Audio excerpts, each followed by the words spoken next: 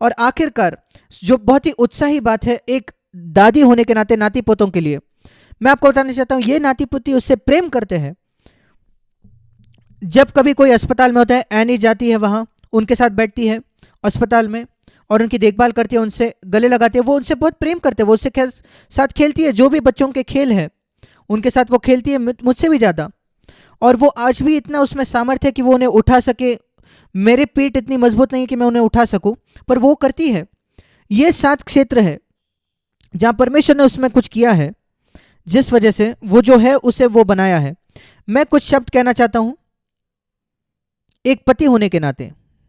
मैं आपको बताना चाहता हूं, कुछ दिखाना चाहता हूं जो एक पुरुष ने लिखा उसके पत्नी के मृत्यु के बाद। देखिए इसे, वहां लिखा है कि मैंने कभी नहीं जाना, मैंने कभी नहीं जाना। ये एक पुरुष ने तब लिखा है जब उसके पत्नी की मृत्यु हो चुकी है। मैं उसे इस लिए पढ़ के दिखा रहा हूं ताकि आप में से कोई भी ये नहीं न कहना पड़े आपके पत्नी की मृत्यु के बाद, उसकी मृत्यु से पहले अब इसके विषय में सोचें। मैंने कभी नहीं जाना वो मेरे लिए कितना कुछ थी, मैंने कभी नहीं जाना वो कितनी धीरजवंत हो सकती थी, मैंने कभी महसूस नहीं किया जब तक वो चली नहीं गई कि एक स्त्री एक पुरुष की कितनी सहायता हर दिन करती है। और ओह, मैंने कभी नहीं जाना मैं कितना विचारहीन था, बेपरवाह था कई बार, जब तक मैंने उसे मरते हुए नहीं देखा। मैंने कभी नहीं जाना जिन क्रूसों को उन्हें उठाना पड़ा, उसे उठाना पड़ा मुस्कुराते हुए धैर्य के साथ। आपको लगता है आपके पत्नी के मुस्कान के पीछे सब कुछ ठीक है, शायद एक क्रूस है जिसी के वजह से वो मुस्कुरा रही है, या जो दुख उसके हृदय पर उस थे जब वो मेहनत कर रही थी, जब किचन में घर में वो काम करती थी। मैंने केवल उसके मुस्कुराहट को देखा और मुझे लगा वो खुश है। मैंने उसके आनंद को हल्के में लिया जो आनंद थे ही नहीं।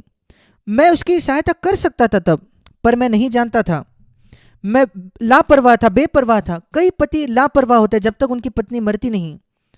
और फिर मैंने सोचा कि वो बिना किसी कारण की चिंता करती थी, और फिर भी मैं देखता हूं कि उसके जीवन में कई बार तो वो पछताई, उसके पति की वजह से नहीं पर कई समस्याओं की वजह से जो स्त्रियों की और माताओं की होती है।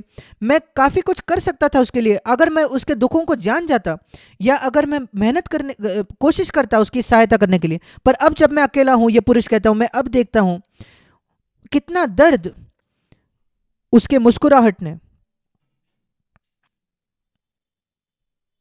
उसके मुस्कुराहट ने मुझसे छुपाया। मैंने कभी नहीं जाना मैंने कितना उस पर मैं निर्भर था, उस छोटी स्त्री पर, जब तक कि मैंने उसे गया हुआ नहीं पाया। कितना उसका धैर्य, उसकी कोमलता और उसकी खुशी मेरे लिए क्या मायने रखती थी इन सारे शुरुआती वर्षों में। कितनी छोटी बातें वो मेरे लिए करती थी ताकि मेरा मार्ग अच्छा बन जाए।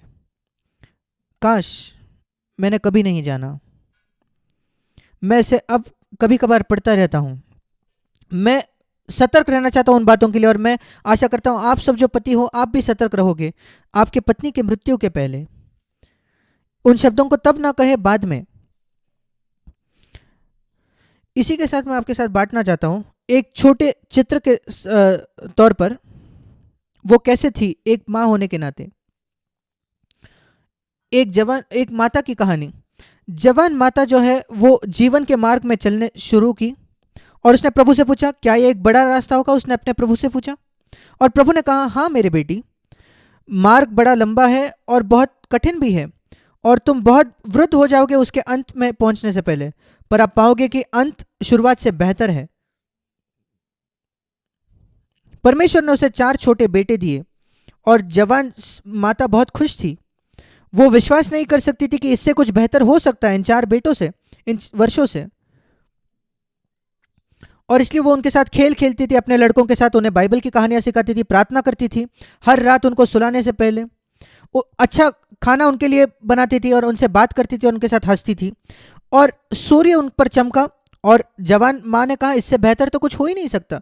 फिर रात आई, जीवन में परीक्षाएं होती है बच्चों के साथ भी, और एक आंधी आई और वहां अंधेरा छा गया, बीमारियों के साथ, दूसरे परीक्षाओं के साथ। ये जीवन के रास्ते को दिखाता है माँ होने के नाते। और उसके बच्चे डर कर कांपे, और माँ ने उनको पास में खींचा, अपने साड़ी से उनको ढाका, और उसने बच्चों ने कहा माँ हम डरते नहीं क्योंकि तू हमारे पास है और कोई हानि हम पर नहीं आएगी। और फिर सुबह आई और एक झील थी जिसको पार करना था, एक बड़ा पहाड़ जिसमें चरित्र का निर्माण होना था, उसे चढ़ना था। वे उस झील को पार कर गए, पर बच्चे थक गए जैसे वो उस पहाड़ पर चढ़ रहे थे। माँ भी थकी हुई थी, पर वो दिखा नहीं सकी क्योंकि बच्चे निराश हो जाते थे, और इसलिए वो अपने लड़कों को कहते रही, थोड़ा धैर्य और हम शिखर पर पहुंच जाएंगे जल्द ही। और इसलिए माता ने उसकी सहायता की और वे चढ़े, और आखिरकार वे शिखर पर पहुंच गए। और लड़कों ने कहा, यह चरित्र निर्माण का पहाड़ है। लड़कों ने कहा, माँ हम ये नहीं कर पाते तुम्हारे बिना।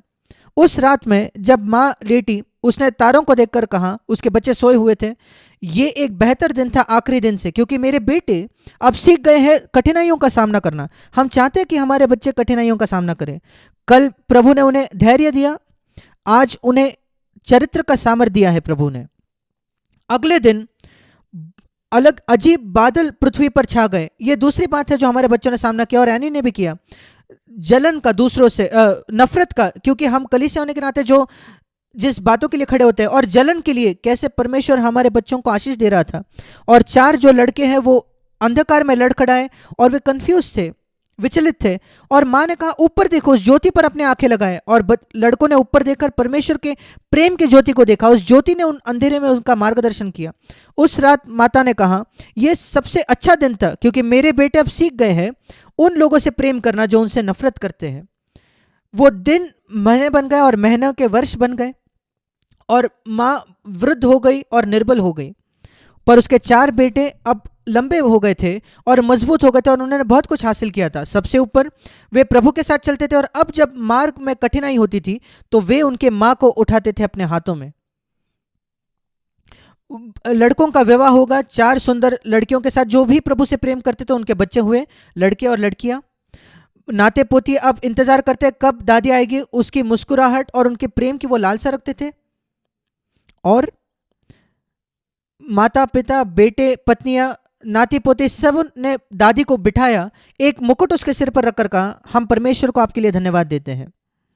फिर ऊपर बादलों में उन्होंने एक उज्जवल नीले रास्ते को देखा, और एक सुवर्ण फाटक स्वर्ग के प्रति, और माने जाना कि वो एक दिन जीवन के अंत में आ रही है। और वो कहती है, अब मैं देखती हूं कि जैसे प्रभु ने कहा, अंत शुरुआत से बेहतर है, यद्यपि उसमें कई परीक्षाएं थी, क्योंकि अब मेरे बेटे प्रभु के साथ चल सकते मेरी सहायता के बिना। वे उनके बच्चों की भी सहायता करेंगे यही करने के लिए। और फिर उसने घुटना टेक कर प्रार्थना की, प्रभु में धन्यवाद मेरी सहायता करने के लिए, जिस काम को तूने दिया था उसे अंत करने के लिए। और उसके बेटों ने कहा, माँ तुम अकेले नहीं जाओगी वहां, एक दिन हम सब उन फाटकों में से प्रवेश करेंगे जब यीशु आएगा। आप हमारे से पहले नहीं जाओगे, पर हम कभी आपको नहीं भूलेंगे। आपके उदाहरण, आपके प्रार्थनाओं की वजह से हम जो है वो है। हम कभी उस स्वादिष्ट भोजन को नहीं भूलेंगे जो आपने हमारे लिए बनाया, जो कपड़े आपने हमारे लिए धोए, जो आपका ठंडा हाथ हमारे माथे पर होता था जब हम बीमार थे, कैसे आप हमारे साथ हंसी मजाक करते थे, कैसे हमारे दुखों में आप हमारे साथ रोते थे। सबसे ऊपर कैसे आपने दिखाया कि यीशु हमसे प्रेम करता था, जैसे आपने हमारे लिए सब कुछ बलिदान किया। आप ही वो जगह हो जहाँ से हम आए, आप ही हमारा पहला घर थे, आप ही थे जिन्होंने हमें चलना सिखाया, आप हमारा पहला प्रेम थे, और आप ही ने हमें प्रभु से प्रेम करना सिखाया। हम परमेश्वर को आपके लिए धन्यवाद देते हैं, हम आपसे प्रेम करते हैं। एक दिन ये माँ प्रभु को मिलेगी बादलों में, उसके प्रभु को, और वो प्रभु कहेगा, हे मेरे भले और उत्तम दास, तूने अच्छा किया, तू एक उत्कृष्ट माँ थी इस पृथ्वी पर, अपने प्रभु के आनंद में प्रवेश कर। यही उस बातों का अंत है। मैं केवल एक और बात कहना चाहता हूं, और वो है,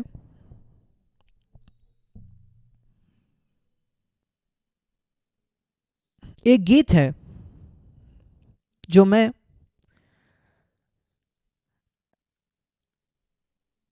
अपने पत्नी के लिए गाना चाहता हूं, और अगर आप मेरे साथ धैर्य रखें तो उसका शब्द है कि आप कभी बूढ़े नहीं होगे। You will never grow old with God's love in your heart. Time may silver your lovely hair, God will still be with you everywhere. So keep God's love in your heart. वही मार्ग है कभी भी बूढ़ा नहीं होने के लिए।